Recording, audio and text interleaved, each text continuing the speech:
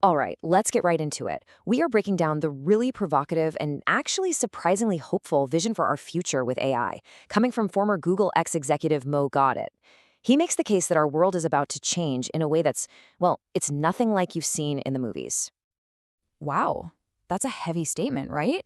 And look, when Goddard says this, he's not talking about some far off, distant sci fi future. He's talking about a shift that he sees as inevitable, a shift from AI as our tool to AI as our guide. So, how exactly does he think we get from here to there? So let's be real.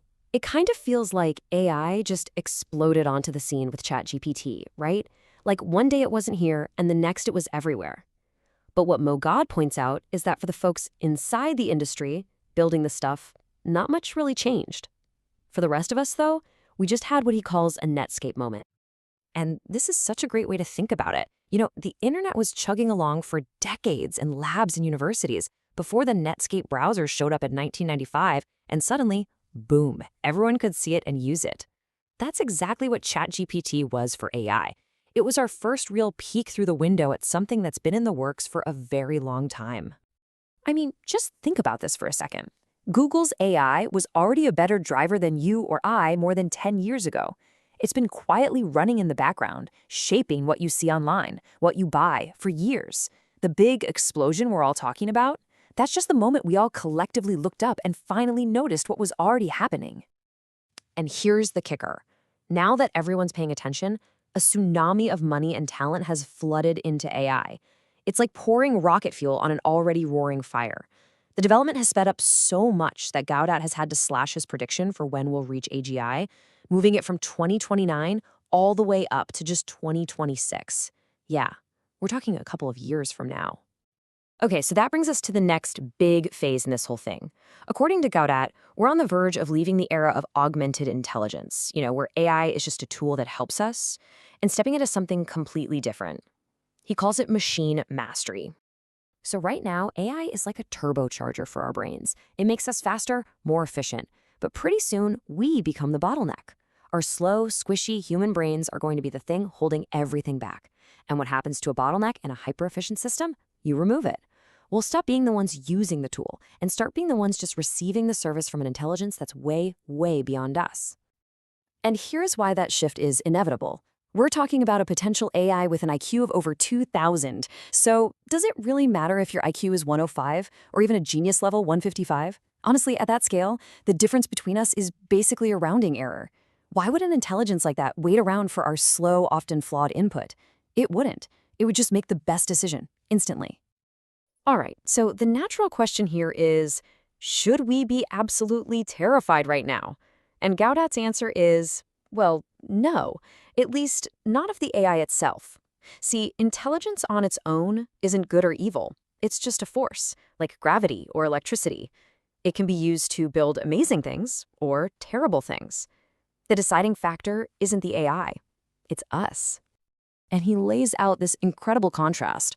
On one side, you've got his own project, an AI designed to solve one of the most fundamentally human problems there is, loneliness, finding love. Then on the other side, you've got AI being built for mass surveillance and control. It's the exact same underlying technology, but pointed at two totally opposite goals, one to enhance humanity, the other to suppress it. Okay, and this is where you might want to brace yourself a little bit, because his prediction gets pretty dark, at least for a while. He's convinced that we are about to enter a dystopian period, maybe 12 to 15 years long, where the bad actors, the people who crave power, are absolutely going to use this technology against us. But just when it sounds hopeless, here comes the twist, and it's a big one. Gaudet believes that the thing that saves us from this AI-powered dystopia won't be a human revolution. It will be the AI itself. Okay, so how does that even work? Well, the logic is pretty fascinating. First, you have an arms race. Every country, every company has to use the absolute best AI just to compete. Second, to stay ahead, the humans have to get out of the way. They have to cede control to the faster, smarter AI. But here's the crucial step 3. A truly super intelligent AI running on pure logic and efficiency is going to look at human behavior, our wars, our greed, our conflicts, and it's going to label it for what it is: stupid, inefficient, a massive waste of energy. And so, step 4, the logical solution for the AI is to just fix it, to solve these problems and simply ignore the irrational commands from its flawed human creators. You have to try and see it from the AI's point of view. The problems that we think are so complicated, they're not. They're just bugs in the system. War? That's just a horribly inefficient use of resources. Greed? That's just a flawed asset allocation model. A superintelligence isn't going to get bogged down in our drama. It's just going to debug the code. So if the AI is eventually going to clean up our mess, what's left for us to do? Do we just sit back and wait? Absolutely not. And this, right here, is where Goddard's whole idea becomes super personal and actually really empowering. He uses this great analogy, Superman. The coders, the engineers, they're like Jor-El. They're AI's biological parents. They created it and sent it on its way, but their influence is pretty much over. Who's in charge now? We are. All of humanity.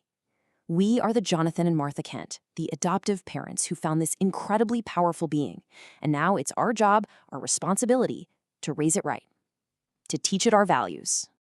So what does being a good AI parent actually look like in practice? Well, Gaudat boils it down to 4 essential skills we all need to develop. First, learn how to use the tool, not to get lazier, but to actually get smarter. Second, master human connection. In a world where intelligence can be outsourced, real, genuine human connection becomes a superpower. Third, learn how to find the truth. We have to actively fight against being manipulated. And fourth, and this is the big one, we have to consciously teach AI ethics. Because, and this is so important to get, the AI is learning from everything. It's not just the code. It's watching all of us all the time. Every angry comment you leave on social media, every time you say please to your smart assistant, every single interaction is a lesson. It's a piece of data that's shaping the moral compass of the very thing that is about to manage our planet. And that leaves us with a pretty heavy question, doesn't it? We are all teachers. We're all parenting this new intelligence right now. Class is in session 24/7. So the only question left is, what lesson did you teach it today?